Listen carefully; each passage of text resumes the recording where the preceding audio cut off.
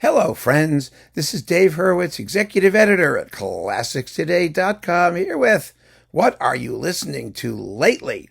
And lately, I have been listening to this delicious little box of Mozart wind music featuring Ensemble Zefiro, or just plain Zefiro, under Alfredo Bernardini. They're just a wonderful group of wind players. I mean, absolutely fabulous. And Mozart was, as we well know, the greatest composer for wind ensemble that ever lived. He was incredible. He understood the timbral possibilities of each instrument and how to combine them into just marvelously rich and sonorous music. And his wind music is still rather underrated and underplayed, with one exception, the Grand Partita, which of course is the piece for 13 winds. It's enormous and typically Mozartian, the largest piece for wind band ever written, basically. I mean, it's just an extraordinary accomplishment. It's like the Goldberg variations of wind music. And it's gorgeous and fabulous and full of juicy sonorities, and it's extremely well performed here. But there's a lot of music because wind band music in the classical period was unbelievably popular, extremely popular, because most noble houses, most of the aristocrats and rich other people would have on staff what they called Harmonie in German, which is a wind ensemble, usually at least a sextet, 2 oboes, 2 horns, 2 bassoons. And in Vienna, they had clarinets, which really set Mozart's imagination on fire, because clarinets have that wonderful, warm, liquid tone, and they blend with everything. They can be strident and piercing, or warm and sexy and lyrical. And Mozart reserved clarinets in his operas for his love music expressive of the sentiment of love. It was his special sonority.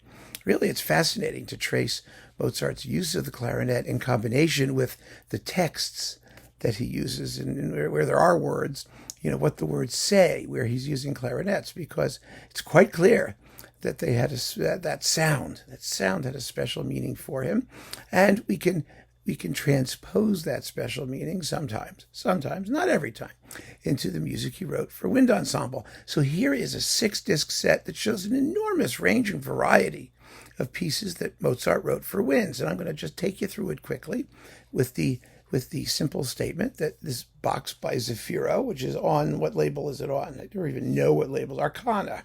Right? Yes, it's Arcana, one of the out there music labels. That this is as good as it gets. It's just wonderful. It's right up there with like the Netherlands Wind Ensemble and all that. Let's see.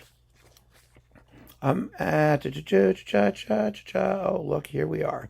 Okay, there's a booklet, and then you get 6 discs. And these 6 discs have some of his early divertimenti. A divertimento is like a serenade, a relaxed and diverting, get it, divertimento, work in any number of movements. And these were his Salzburg divertimenti. Kerschel, what are they? 213, 240, 252, 253, and 270. Now, these are all works. So 1, 2, 3, 4. Yes, 5 of them written for sextet, 2 oboes, 2 horns, and 2 bassoons. It's a rather warm and fuzzy sound that they make. The bassoons and the horns offset the reediness of the oboes. Oboes can sound a little whiny or vinegary, and it's actually a somewhat low sonority. So you get that warmth, that density of harmony, even though there are only 6 players. And Mozart's writing, of course, is just unbelievably sensitive and extraordinary. So there you go. And then we have, let's see, this is disc 6. Let's start with disc 2. There we go. Flip these things over.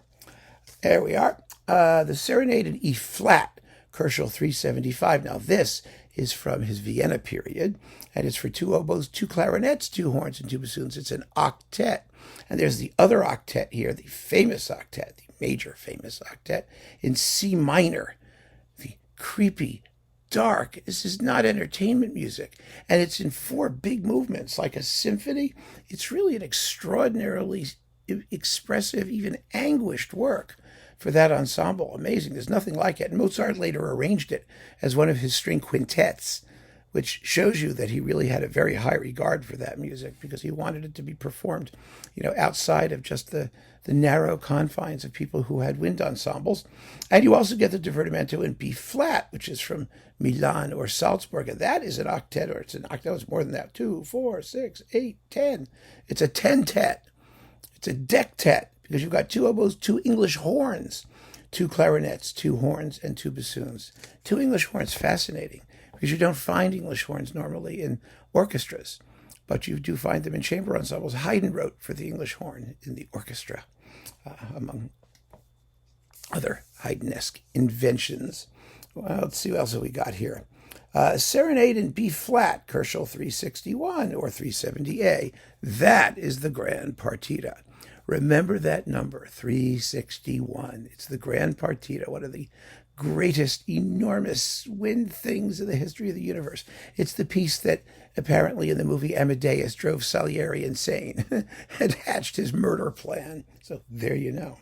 And then we've got the Divertimento in E flat, which is his Salzburg piece, and that's also a dectet for 2 oboes, 2 English horns, 2 clarinets, 2 horns, and 2 bassoons. Now on disc 4, this is one of my favorites. This is wind arrangements, contemporary wind arrangements of opera stuff, of Mozart's great operas, The Marriage of Figaro, Don Giovanni, and Così fan tutti. And these are for 2 oboes, 2 clarinets, 2 basset horns, which is a hybrid thing between a clarinet and a bass clarinet. It's like a regular clarinet, but it's a little lower.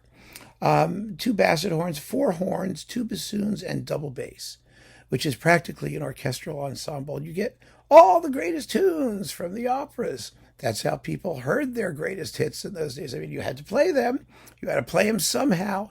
And so these arrangements allowed people to hear those wonderful melodies outside of the opera house. And of course, the wonderful thing about these arrangements is that you realize just how inherently vocal and expressive Mozart's melodies are.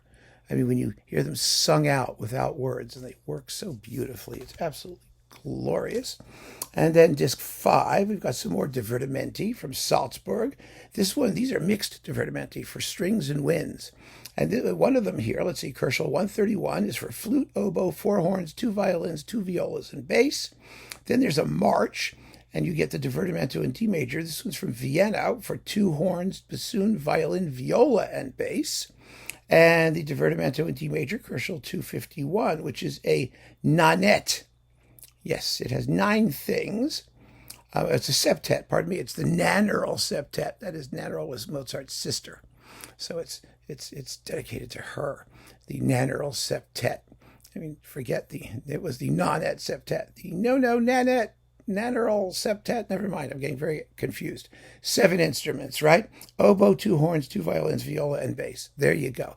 And of course, you can double up the strings however you want to make a more orchestral sonority if you want to. I mean, you can, you don't have to. And then finally, some concerti. We have his oboe concerto in C major, Kerschel 314, the bassoon concerto, Kerschel 191, and the fabulous concertoni. Concertoni. It means big concerto. I mean, it's not actually that big a concerto, but a concertone for 2 violins, oboe, cello, and orchestra. There you go. That's Mozart's music for wind ensemble, or much of it anyway. And it's an amazing little box, and it's a good price. The sound is wonderful. The performances have that rich, delicious, fruity timbre. One of the nice things about wind music is that it translates perfectly on period instruments, because you're not dealing with like vibrato and horrible sounding wiry, icky strings and whatnot. So you can hear that, by the way. And I just love it. I love this set. And you will too, if you take the time to listen to it. I also want to mention, I have to make a shameless plug. The new ClassicsToday.com shop t-shirt is out. You suggested that I do it. Here you go. Talent isn't rare. Intelligence is. Feel free to stop over and grab one. The perfect gift for all occasions. Keep on listening, friends. Thanks for joining me. Take care.